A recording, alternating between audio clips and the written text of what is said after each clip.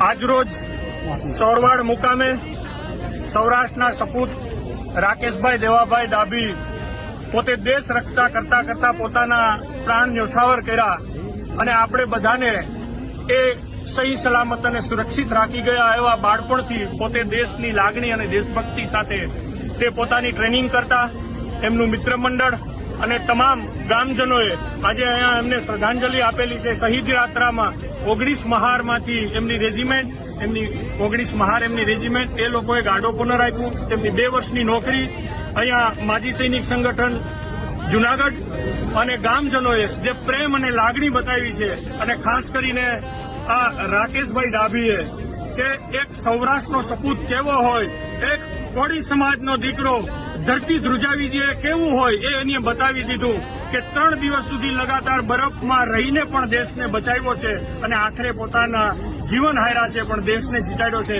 એવા રાકેશભાઈને અહીંયા શ્રદ્ધાંજલિ આપી છે તો આપણે સૌ એને શ્રદ્ધાંજલિ આપીએ છીએ. જય હિન્દ, જય ભારત.